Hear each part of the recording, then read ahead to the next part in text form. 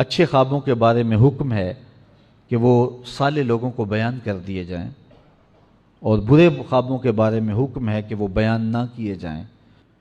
کچھ خواب ایسے ہوتے ہیں جو فی الفور پورے ہو جاتے ہیں، جس طرح حضرت خزیمہ نے خواب دیکھا کہ حضور میں نے خواب دیکھا ہے، صبح آ کے حضور کی خدمت میں عرض کی انی اسجد علی جبہتک، میں آپ کی پیشانی پہ سجدہ کر رہا ہوں۔ حضور کی پیشانی مصلی ہے اور میں اس کے اوپر سجدہ کر رہا ہوں۔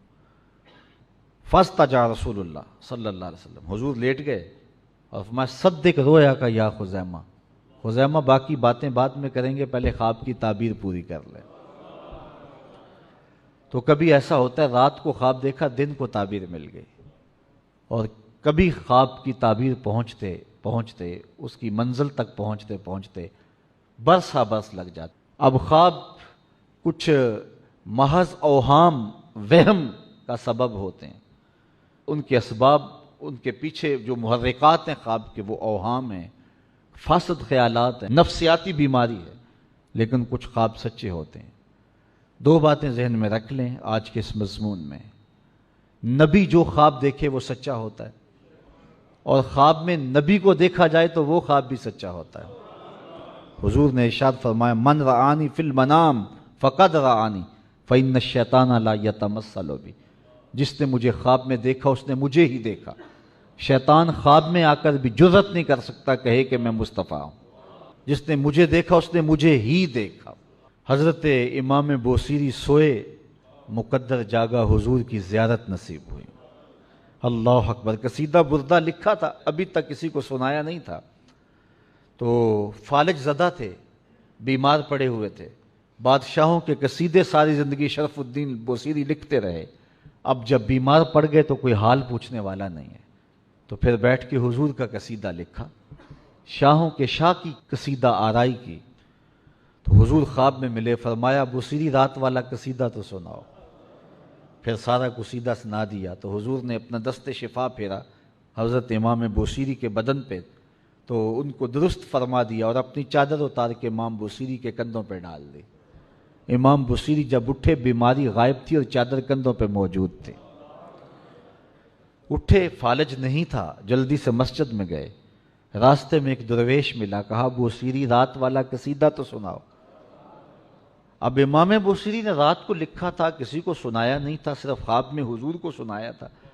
کہا کون سا قصیدہ؟ کہا بھولے نہ بنو جو رات حضور کو سنایا تھا۔ تو پھر انہوں نے وہ قصیدہ سنایا، مولا یصلی وسلم دائما ابدا علی حبیبک خیر الخلق کلہم۔ اللہ اکبر۔ تو جس نے حضور کو خواب میں دیکھا اس نے حضور کو دیکھا۔ اس عنوان سے بات تو بڑھ جائے گی، لیکن ایک اچھا خواب ہے جو میرے ذہن میں آ رہا ہے، جس کو ریاض النظرہ فی مناقب عشرہ مبشرہ کے اندر صاحب کتاب نے لکھا ہے کہ حضرت مولا کائنات سیدنا علی المرتضیٰ فرماتے ہیں کہ میں سویا، مقدر جاگ پڑے، حضور کی زیارت ہوئی۔ حضرت عمر کا دور خلافت تھا، خواب کیا دیکھتا ہوں کہ مسجد نبوی ہے، حضرت نبی رحمت صلی اللہ علیہ وسلم مصلی امامت پہ کھڑے ہیں، تو میں حضور کے پیچھے نماز پڑھی، حضور نے دونوں رکعتوں میں مخصوص آیات کی تلاوت کی، ایسا لطف آیا کہ زندگی میں قرات کا کبھی مزہ اتنا آیا نہیں تھا۔ خیر سلام پھرا تو کوئی کھجوریں لے کے آ گیا، تو جو نماز پڑھنے آئے تھے حضور نے ان کو بانٹنا شروع کر دیا۔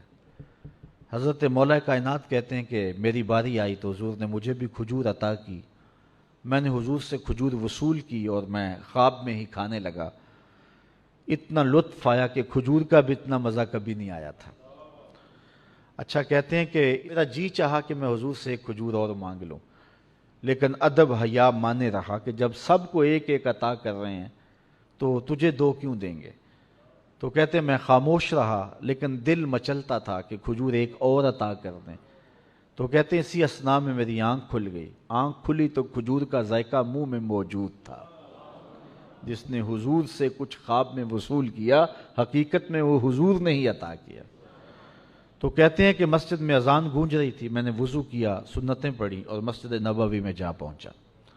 حضرت عمر نماز پڑھا رہے تھے، اور جو صورتیں خواب میں نے حضور کو تلاوت کرتے سنا وہی حضرت عمر کر رہے تھے۔ میں سمجھ گیا رات والے خواب کی تعبیر مل رہی ہے۔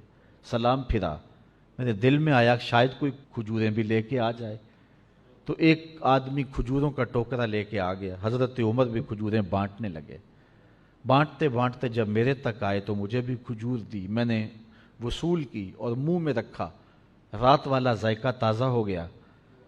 حضور سے تو مانگ نہ سکا لیکن حضرت عمر سے تو دوستانہ تھا، میں نے کہا عمر ایک کھجور سے کام نہیں چلے گا، مجھے تو ایک کھجور اور دو۔